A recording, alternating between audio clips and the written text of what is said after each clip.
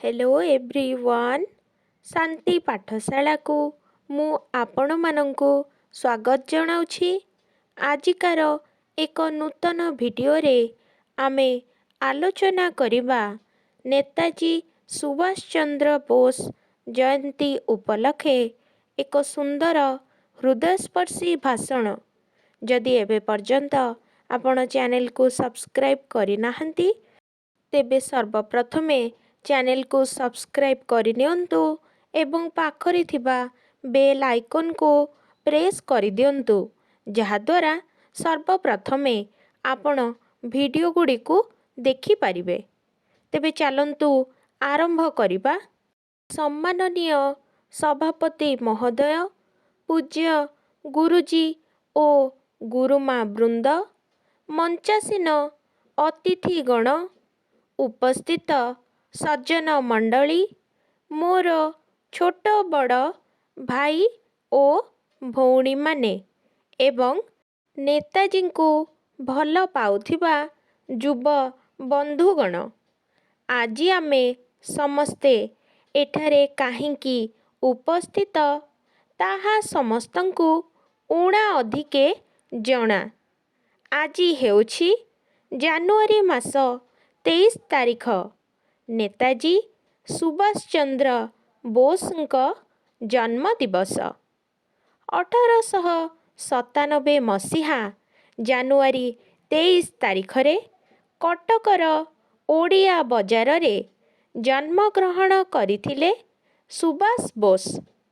पिता जानकीनाथ बोस थिले सुनामधन्य वकील ओ माँ थिले प्रभावती देवी। आरंभरू से थिले जणे मेधावी छात्र। कटकर प्रोटेस्टांट स्कूल रो शिक्षा आरंभ करिथिबा सुभाष रेभेन्सा कॉलेजिएट रू मैट्रिक पास करथिले। तापरे कलिकतार प्रेसिडेंसी कॉलेज रे अध्ययन कले। आईसीएस परीक्षा रे मध्य कृतकार्य करिथिले।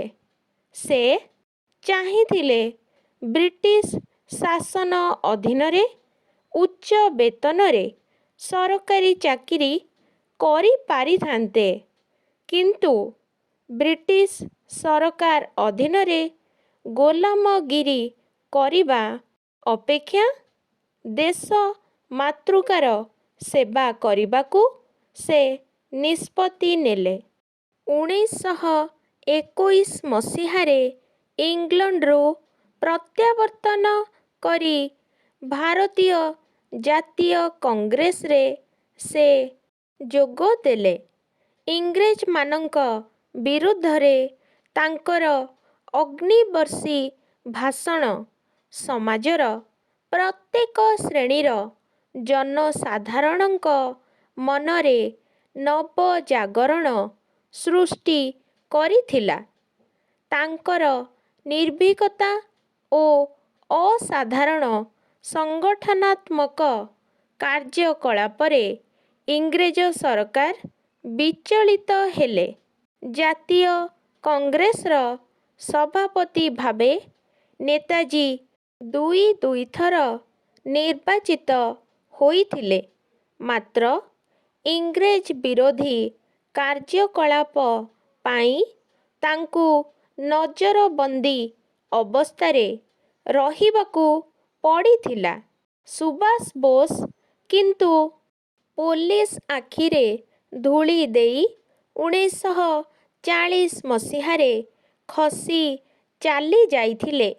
तापरे सिंगापुर ठारे भारतीय सैन्यंकु नेई 1943 जुलाई 2 तारिख दिन आजाद हिंद फौज गठन कले। वज्र निर्दोष कंठरे आजाद हिंद फौज को दिल्ली चलोर डाकरा देले। तुमे मते रक्त दियो, मु तुमको स्वाधीनता देवी। सुभाषଙ୍କ ଏହି ମର୍ମଭେଦୀ ବାଣୀ ଭାରତୀୟଙ୍କ ହୃଦୟରେ ଭରିଦେଲା ଅପୂର୍ବ ବୀରତ୍ୱ ଓ ସାହସ। ସୁଭାଷ ଥିଲେ ଉଗ୍ର ସ୍ୱାଧୀନଚେତା ଏବଂ ସାହସୀ ଦୁର୍ଜୟ ବୀର। 1945 ମସିହା ଅଗଷ୍ଟ 18 ତାରିଖରେ ସୁଭାଷ ରୁଷ ଯିବା ପାଇଁ ସାଇଗନ୍ଠାରେ ସେ ଉଡ଼ାଜାହାଜରେ ବସିଲେ। ମାତ୍ର ଦୁର୍ଭାଗ୍ୟର କଥା, ସେହି ବିମାନଟି ଦୁର୍ଘଟଣାଗ୍ରସ୍ତ ହେଲା। ବିମାନ ଭସ୍ମୀଭୂତ ହୋଇଗଲା। ମାତ୍ର ନେତାଜୀ ମୃତ କି ଜୀବିତ ଆଜି ପର୍ଯ୍ୟନ୍ତ ଜଣାପଡ଼ିଲା ନାହିଁ।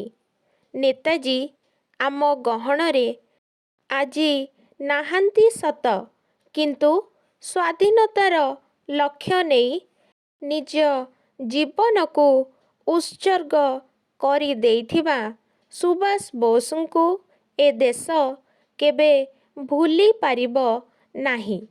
ଏତିକି କହି ମୁଁ ମୋର ବକ୍ତବ୍ୟ ଶେଷ କରୁଛି। ଜୟ ହିନ୍ଦ। ଆଜିର ଭିଡ଼ିଓଟି ଆପଣଙ୍କୁ କିପରି ଲାଗିଛି କମେଣ୍ଟ ମାଧ୍ୟମରେ ନିଶ୍ଚୟ ଜଣାଇବେ ଏବଂ ଲାଇକ୍, ସେୟାର, ସବସ୍କ୍ରାଇବ୍ କରିବାକୁ ଜମାରୁ ଭୁଲିବେନି। ଧନ୍ୟବାଦ।